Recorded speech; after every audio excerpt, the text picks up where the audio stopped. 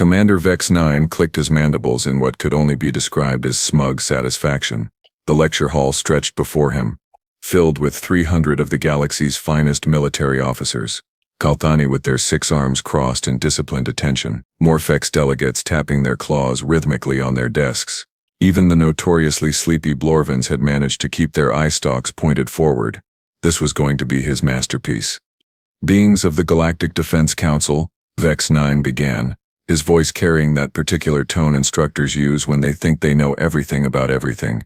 Today we discuss the most dangerous species in known space. He paused dramatically, waiting for the collective intake of breath. Humans. A ripple of nervous chittering went through the audience. In the back row, a Morphex officer's tail twitched so violently it knocked over his neighbor's water container. "Oh yes," Vex-Nine continued, practically purring with self-importance. "I know what you're thinking. They look harmless enough, don't they? Soft skin, no natural weapons, and they make those adorable squeaking noises when they're happy." He clicked a button, and a hologram appeared showing a human child playing with what appeared to be a small, furry creature. Deceptive little monsters, aren't they? The audience murmured agreement, though several officers in the third row were already taking notes like their lives depended on it, which, considering the topic, they very well might. "Now the first thing you need to understand about humans," Vex-Nine said, beginning to pace back and forth like a predator stalking prey, "is that they are persistence hunters. Do you know what that means?" He didn't wait for an answer. "It means they will chase you until you die of exhaustion. They will follow you across star systems if necessary. They have been known to hold grudges for decades." A Blorvin in the front row made a noise that sounded suspiciously like a whimper.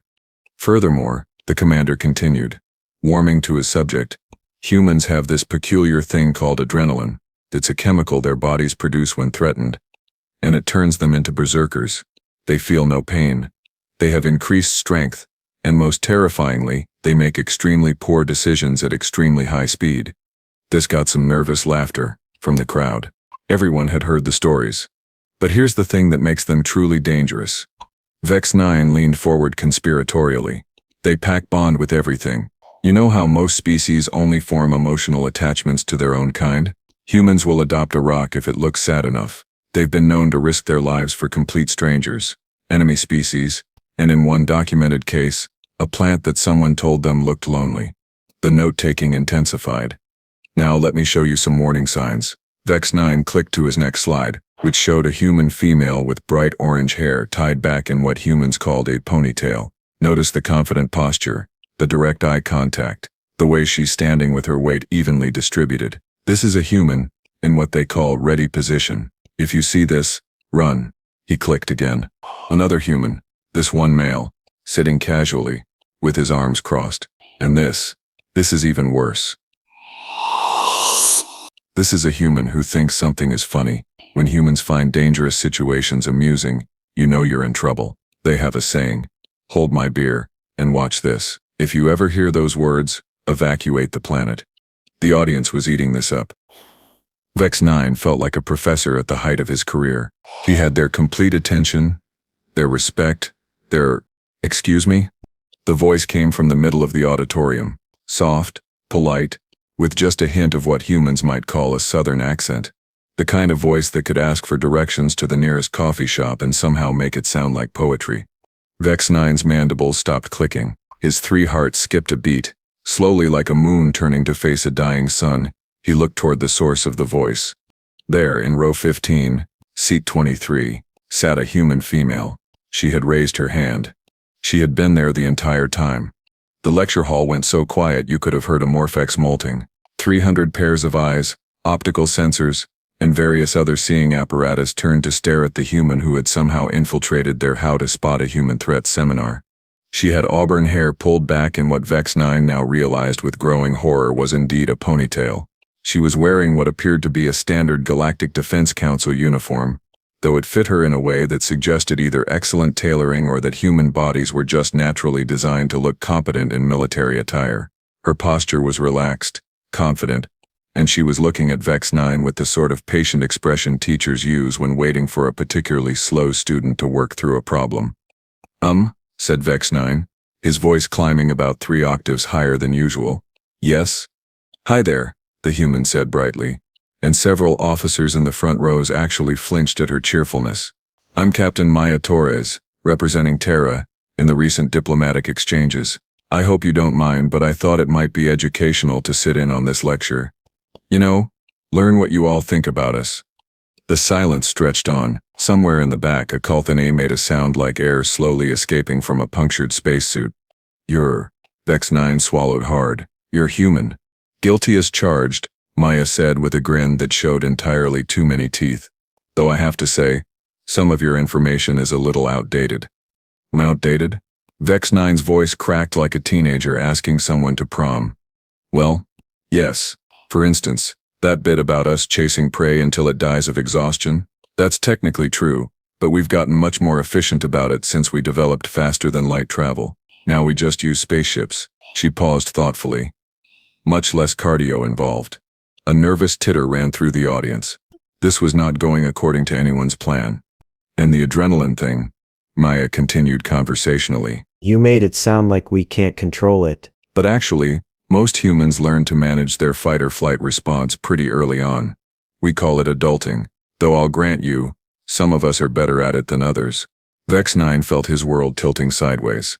This was supposed to be a theoretical discussion about a species that was safely located several systems away. Having an actual human providing corrections was like trying to give a lecture about the mating habits of space whales, while one of them was sitting in the audience taking notes. Now about that pack bonding thing, Maya said, raising her hand again like the universe's most polite apocalypse. I do want to point out that it's not quite as indiscriminate as you made it sound. We don't just adopt random rocks. She paused. They have to be really, really cute rocks. This got an actual laugh from someone in the crowd, which made everyone else nervous because laughing at the dangerous predator species was probably not recommended in any survival manual. Captain Torres, Vex-Nine managed, trying to regain some shred of dignity. While we appreciate your input, this is actually a classified military briefing about threat assessment. Maya's smile got a little wider, and everyone in the room suddenly remembered that humans were supposedly persistent predators who could hold grudges for decades. Oh, I know, she said sweetly. Admiral Corvus invited me personally. Something about how the best way to understand a potential threat is to observe it directly. She tilted her head in a gesture that looked innocent but somehow made every survival instinct in the room start screaming. I think his exact words were, "Let's see how good our intelligence really is." Vex-Nine felt his mandibles go numb. Admiral Corvus was his superior's superior. And apparently, this had all been a setup from the beginning. But please, Maya continued, settling back in her chair like she owned the place. Don't let me interrupt. I'm learning so much about how you all see us. Do go on. The commander looked out at his audience, who were all staring at him with expressions that ranged from good luck with that to better you than me, to what appeared to be active prayer among the more religious species. Right, he said weakly. So, where were we? You were about to tell them about our sense of humor, Maya suggested helpfully. Your sense of humor? Oh yes, how we find dangerous situations amusing. You seem to think that was a particularly important warning sign. Maya's eyes sparkled with what could have been mirth or could have been the light reflecting off a predator's gaze. I'm curious to hear your analysis. Vex-Nine looked at his notes, then at the human, then at his notes again. Somewhere in the back of his mind he could hear his career, making small whimpering sounds. Well, he began hesitantly, humans do seem to have an unusual relationship with danger. They seek it out for entertainment purposes. They have entire industries built around temporary fear experiences. You mean like horror movies and roller coasters? Maya asked. Yes, exactly like that.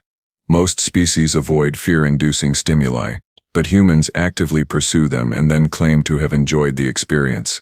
Well, sure, Maya said reasonably. Fear is fun when you know you're safe. It's like spicy food for emotions. This comparison seemed to break something in Vex-Nine's brain. Spicy food for emotions? You know how some beings enjoy foods that cause mild pain because the sensation is interesting? Fear can be the same way as long as you know it's temporary and controlled. Maya looked around the room at the sea of confused faces. Don't any of your species enjoy thrills?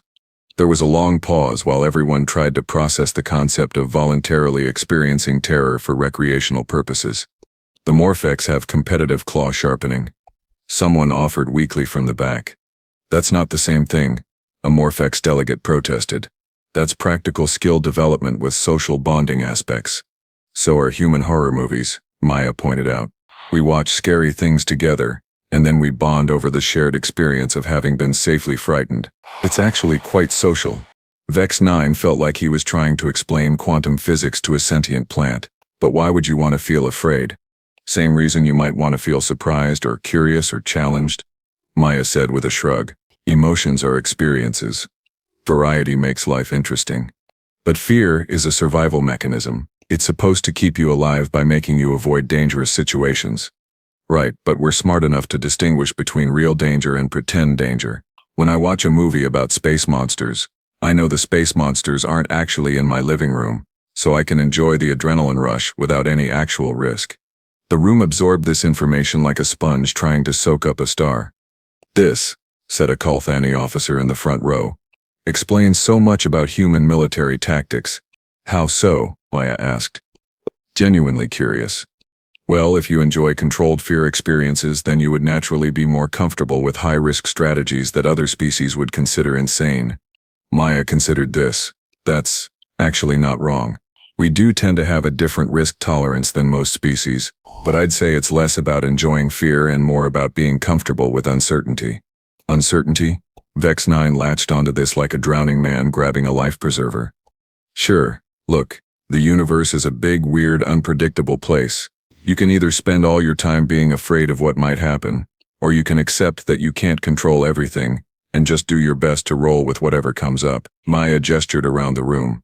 Case in point, you all spent this whole lecture talking about how dangerous humans are, but here I am, sitting in your meeting, and the biggest threat I've posed so far is correcting your PowerPoint presentation. But you could become dangerous, protested a Blorvan officer whose eye stalks were twitching nervously. Well, sure, so could any of you under the right circumstances. The Kalthani have 6 arms and natural armor plating. The Morphex have claws that can cut through titanium. The Blorvans have that thing where they can shoot acid from their skin pores when threatened. Maya looked around the room with interest. Actually, now that I think about it, this room is full of beings who could probably kill me in about 12 different ways each. Should I be taking notes on threat assessment too? This perspective shift seemed to hit the audience like a meteor hitting a small moon. Suddenly, everyone was very aware that they were in fact also potentially dangerous beings sitting in a room together. The difference, Vex-Nine said, scrambling to regain control of his narrative, is that most species only become dangerous when directly threatened. Humans seem to seek out dangerous situations voluntarily. Some of us do, Maya agreed. Although we call those people adventurers, explorers, research scientists, and teenagers. Most humans are actually pretty boring. We like safe jobs, comfortable homes, and predictable meal schedules, just like everyone else. But the stories are usually about the interesting humans, not the typical ones, Maya pointed out. Nobody writes epic space operas about accountants and middle managers. Well, except for Terry Pratchett, but that's a whole different thing. The reference went over everyone's heads like a low-flying aircraft. But the point was made. So you're saying, ventured a Morphex officer, that the humans we hear about in the news are not representative of your species as a whole? Exactly. Most humans will go their entire lives without ever punching a space pirate, adopting an alien child, or jury-rigging a warp drive out of kitchen appliances and pure stubbornness. Maya paused. Though to be fair, given the right circumstances, most of us probably could do any of those things if we had to. And that, said Vex-Nine, finally finding his footing again, is exactly what makes humans so unpredictable. You have this enormous potential for both creativity and destruction, but it only emerges under pressure. Like diamonds, Maya said thoughtfully. I'm sorry. Diamonds. They're just carbon until you put them under extreme pressure and heat. Lation. Then they become something much harder and more valuable. She smiled that terrifying human smile again. I guess you could say humans are the carbon of sentient species, mostly harmless until you squeeze us, then we get interesting fast. The room fell silent as everyone contemplated this metaphor and found it deeply, deeply unsettling. Captain Torres, Vex-Nine said carefully. Hypothetically speaking, what would you consider pressure in this context? Maya's expression became thoughtful, almost philosophical. Oh, you know, threats to family or friends, injustice that needs correcting, someone telling us something is impossible. The usual stuff. The usual stuff, Vex-Nine repeated faintly. Sure. Like if someone invaded Earth, that would definitely count as pressure. Or if pirates were threatening a cargo ship full of innocent people. Or if someone told us we couldn't possibly fix a broken hyperdrive with nothing but scrap metal and determination. Maya shrugged. We're actually pretty easy to motivate. Just put something we care about in danger. Or tell us we can't do something. Works every time. The implications of this hung in the air like a toxic gas cloud. So, said the Kalthani officer slowly, the best way to avoid triggering dangerous human behavior would be to not threaten things they care about and not challenge their abilities. That's about the size of it, Maya confirmed cheerfully. Leave us alone to live our lives, don't hurt our friends, and don't dare us to do things. Pretty simple, really. But what do you care about? Asked Oblorvin, sounding genuinely distressed. The pack bonding thing suggests you might care about literally anything. Maya considered this question with the seriousness it deserved.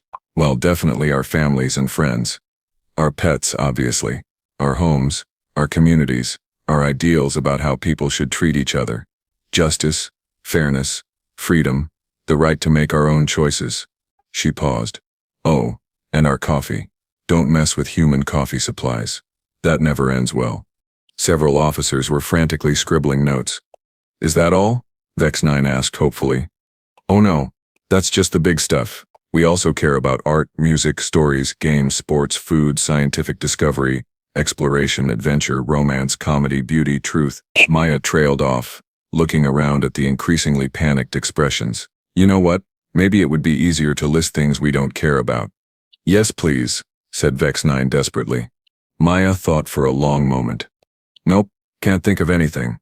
And that, thought Vex-Nine as he felt his worldview crumbling around him like a house of cards in a hurricane, was exactly the problem with humans. The silence that followed Maya's cheerful declaration that humans cared about literally everything stretched on like a particularly awkward family dinner. Vex-Nine stared at his notes, which suddenly seemed about as useful as a chocolate teapot in a plasma storm. Right, he said, his voice hitting notes that would make a soprano jealous. So, moving on to defensive strategies when encountering humans in the wild. Oh, this should be good, Maya said, settling back in her chair with the satisfied air of someone about to watch their favorite comedy show. Please continue. Vex-Nine clicked to his next slide, which showed a flowchart titled Human Encounter Protocol. The first box read Remain Calm, followed by an arrow pointing to Do Not Run, which led to Avoid Eye Contact and finally Submit to Human Authority. Maya raised her hand again. Yes, Captain Torres. Vex-Nine sighed, sounding like a man who had given up all hope of retirement. I hate to be that person, but this flowchart is basically exactly how you'd handle meeting a wild predator. Are you sure you didn't just copy this from a What to Do If You Meet a Bear pamphlet? There was a pause while Vex-Nine shuffled through his papers, and his mandibles clicked in what could only be described as extreme embarrassment. It's adapted from several sources, he mumbled. Including bear safety protocols, Maya pressed, grinning like a shark who had just discovered the local fish population was made of marshmallows. Among others, yes. Well, that explains why step 4 is play dead. Maya looked around the room at 300 beings who were all trying very hard not to make eye contact with anyone. Just so you know, that probably won't work on humans. We're persistence hunters, remember? We'll just poke you with a stick to see if you're really dead. A collective shudder ran through the audience. What would you suggest instead? Asked a brave Morphex officer, apparently deciding that if they were all going to die, they might as well get useful information first. Honestly, just talk to us. We're really big on communication. Maya gestured around the room. What, like right now? This is actually going pretty well, don't you think? Nobody's dead, nobody's threatening anyone. We're all learning new things about each other. But what if we accidentally offend you? Asked Oblorvin, whose eye stalks were twitching so hard they looked like they might detach entirely. Then we'll probably tell you that you offended us and hopefully we can work it out like adults. Maya shrugged. Most humans don't go straight to violence just because someone said something rude. We usually try talking first. Usually, Vex-Nine latched onto that word like it was the last life pod on a sinking ship. Well, there are exceptions. Like if you threaten our families, or kick our dogs, or insult our mothers. Maya counted on her fingers. Or if you're a space pirate holding innocent people hostage. Or if you're committing genocide. Or if you cut in line at the coffee shop. One of these things is not like the others, observed the Kalthani officer. You haven't seen humans before their morning coffee, Maya said darkly. Trust me, it belongs on that list. Vex-Nine decided to soldier on, mainly because stopping now would require acknowledging that his entire career had been built on information that was apparently sourced from wildlife documentaries. Let's move on to the section about human technology, he said, clicking to a slide that showed various human inventions. As you can see, humans have a disturbing tendency to weaponize anything they can get their hands on. This is a human Swiss Army knife which appears to be a multi-tool designed for maximum versatility in combat situations. Maya squinted at the hologram. That's actually just a regular Swiss Army knife. It's got a can opener, a toothpick, and some scissors. It's camping gear. But it also has a knife component. Well, yes, you need knives for camping. You have to cut rope and prepare food and whittle sticks for marshmallow roasting. Maya looked genuinely puzzled. Do your species not use cutting tools for daily tasks? This led to an uncomfortable moment where everyone realized that yes, most of them did carry various sharp implements for perfectly innocent purposes, and maybe they were overthinking the knife thing. What about this? Vex-Nine clicked to the next image, which showed a human invention that looked like a metal cylinder with a handle. That's a hammer, Maya said patiently. A blunt force weapon. A tool for construction and repair work. Maya rubbed her forehead like she was developing a headache. Do you guys seriously not have hammers? How do you build things? We use sonic resonance constructors and molecular assemblers, said a Kalthani proudly. Okay, but what if your sonic resonance constructor breaks and you need to fix it quickly? There was a long pause. We call for technical support? Ventured the Kalthani. Maya looked around the room with the expression of someone who had just discovered that an entire civilization had managed to achieve spaceflight without ever inventing the wheel. Let me get this straight, she said slowly. You've developed faster-than-light travel, energy weapons and artificial gravity, but you never thought to put a heavy thing on a stick for hitting other things? It seems so primitive, said a Morphex officer. This seems so primitive, said a Morphex officer. It's elegant in its simplicity, Maya countered. Sometimes the best solution is the most direct one. Complicated thing broken? Hit it with hammer. If that doesn't work, get bigger hammer. And this is exactly what makes humans so dangerous, Vex-Nine said, seizing on this like it was a life preserver. You reduce complex problems to simple, violent solutions. Or Maya said with that patient tone again. We're practical enough to know that sometimes the simplest approach is the most effective one. She looked at Vex-Nine with something that might have been pity. Has your species ever encountered a problem that couldn't be solved by adding more technology to it? Well, of course not. Technology is the answer to everything. What about loneliness? Vex-Nine blinked all three of his eyes in sequence. I'm sorry? Loneliness, sadness, grief, fear, love. Maya ticked them off on her fingers. Can you solve those with technology? We have pharmaceutical interventions for mood regulation, and virtual reality social interaction platforms, and that's not the same thing, Maya interrupted gently. Those are technological patches for emotional problems. They don't actually solve the underlying issues. Then how do humans address these problems? Asked Ablorvin, sounding genuinely curious. We talk to each other. We spend time together. We create art, tell stories, make music. Maya's voice got softer. We hug each other when we're sad. We laugh together when we're happy. We sit quietly with someone who's grieving. Not to fix them, but just so they know they're not alone. The room had gone very quiet. This was apparently not the kind of information they had been expecting from their threat assessment seminar. That sounds inefficient, said the Kalthani officer, though his voice lacked conviction. Maybe. What? It works. Maya smiled, and for the first time since she'd raised her hand, it didn't look predatory at all. It looked warm, and it makes life worth living. This is all very touching, Vex-Nine said, trying to regain control of his presentation, but it doesn't address the fundamental issue, which is that humans are unpredictable and potentially dangerous. So is literally everything else in the universe, Maya pointed out reasonably. Stars go supernova. Asteroids change course. Politicians make campaign promises. The question isn't whether something might be dangerous, it's whether the risk is worth taking. And what would make the risk of dealing with humans worth taking? Asked a Morphex officer. Maya thought about this for a moment, her head tilted in that way that made everyone remember she was a persistence hunter who could probably track them across 3-star systems if she wanted to. Well, she said finally. We're really good at solving problems that seem impossible. We're loyal friends once you earn our trust. We're creative, adaptable, and we never give up when something matters to us. She paused. And we tell really good stories. Stories, several voices echoed. Oh yes, humans love stories. We tell them to each other constantly. Stories about brave heroes and epic adventures. Stories about ordinary people doing extraordinary things. Stories about love and loss and hope and triumph. Maya's eyes lit up. Stories about different species learning to understand each other and work together despite their differences. The room absorbed this information with the air of beings who were slowly realizing they might have been approaching this whole situation from the wrong angle. Captain Torres, said Vex-Nine slowly, are you saying that the best way to deal with humans is to befriend them?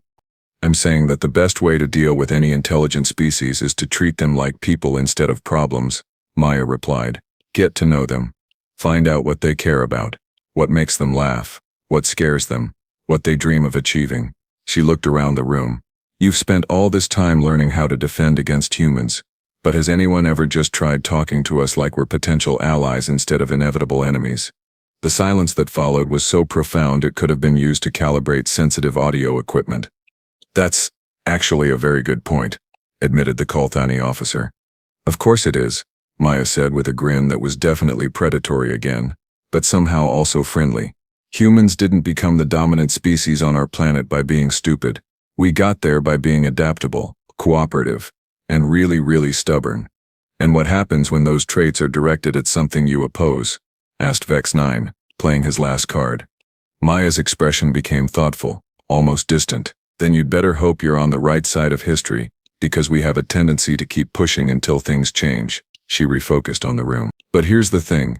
Most of the time we're pushing for things like freedom, justice, equality, and the right to live peaceful lives without interference. We're not usually the bad guys in these stories.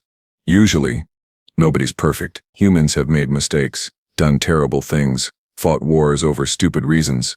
Maya's voice carried the weight of someone who knew their species' history, both the glorious parts and the shameful ones. But we learn from our mistakes. We try to do better. And when we mess up, we usually try to make amends.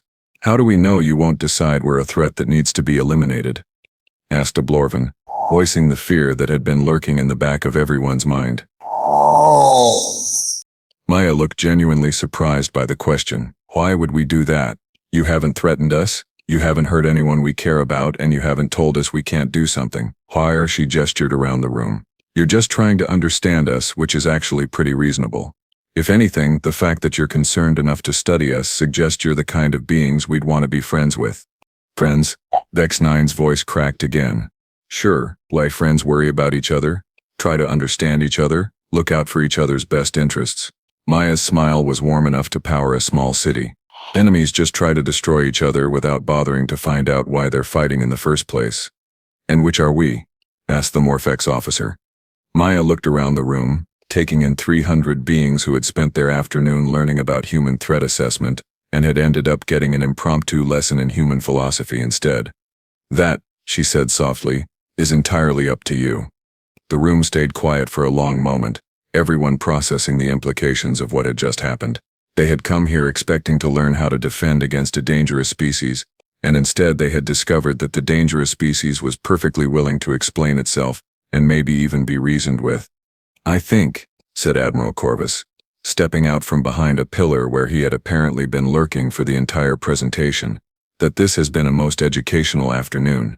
Vex-Nine nearly jumped out of his exoskeleton. Oh, I didn't realize you were Observing? Yes, I thought it would be interesting to see how our intelligence held up against actual human input. Admiral Corvus looked at Maya with something that might have been respect. Captain Torres, thank you for your clarifications. My pleasure, Admiral. It's always nice to clear up misunderstandings before they become problems. Indeed.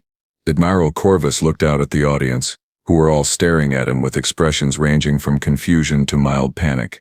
I think we can all agree that our approach to human relations may need some revision. Does this mean the threat assessment protocols are being updated? Asked the Kalthani officer. Oh yes, Admiral Corvus said with what could have been amusement. I think our new protocol will be significantly simpler. What's the new protocol? Vex-Nine asked weakly. Admiral Corvus looked at Maya, who nodded encouragingly. Step 1. Don't be a jerk, the Admiral announced. Step 2. When in doubt, see Step 1. The room erupted in nervous laughter, the kind that comes when beings realize they've been overthinking a situation to a truly spectacular degree. That's it? Asked Oblorvin. That's it, Maya confirmed. Most humans respond pretty well to basic politeness and common courtesy. We're not actually that complicated. But what about all the stories? The impossible odds, the impossible solutions, the impossible stubbornness. Maya grinned, and this time everyone in the room grinned back because somehow, over the course of one afternoon, she had stopped being a threat and started being a teacher. Those stories are all true, she said cheerfully. But here's the secret, they're only impossible until someone decides to try anyway. And with that, Captain Maya Torres stood up, straightened her uniform and headed for the door, leaving behind 300 beings who suddenly understood why humans had a reputation for changing everything they touched. Same time next week? She called over her shoulder. I'd love to hear your lecture on Kalthani threat assessment. And I bet that one's fascinating. The door closed behind her with a soft hiss, and for a long moment nobody moved. Well, said Admiral Corvus finally, I think we've all learned something today. Yes, sir, said Vex-Nine faintly. I think we have. What did we learn, Commander? Vex-Nine looked at his notes, then at the room full of beings who were all looking at him expectantly, then at the door through which one small human female had just completely revolutionized their understanding of interspecies relations. We learned, he said slowly, that the most dangerous thing about humans isn't that they're unpredictable. What is it then? It's that they're exactly as predictable as they say they are. They'll do exactly what they promise to do, whether that's being your best friend or your worst nightmare. Vex-Nine set down his notes and looked around the room. And it's entirely up to us which one we get. In the corridor outside, Maya Torres was humming a cheerful tune as she made her way back to the diplomatic quarters, already composing her report in her head. It would be a good report, she decided. Short, sweet, and to the point. Mission accomplished, she murmured to herself, still smiling. First contact. Successful. New friends. Approximately 300 threat level reassessed to potential allies with excellent snack selections in their vending machines. She paused at the intersection of two corridors. Considering her options, left would take her back to her quarters, where she could file her report and call it a day. Right would take her to the station's cantina, where she might run into some of the beings from the lecture and continue the conversation over whatever passed for coffee in this sector of space. Maya Torres, being human, chose right. After all, the best way to make friends was to spend time together, and she had about 300 new acquaintances who probably had questions. Besides, she was curious to try that Morphex ale everyone kept talking about. It was going to be a good evening. Behind her, in the lecture hall, Vex-Nine was still staring at his notes and wondering if maybe, just maybe, the universe was a much more interesting place when you stopped trying to predict it and started trying to understand it instead. It was going to be a very different kind of report than the one he had planned to write. But then again, that was humans for you. They had a tendency to change everything they touched, usually for the better, and almost always in ways nobody saw coming. The galaxy, Vex-Nine reflected as he began typing his new assessment, was about to get a lot more interesting.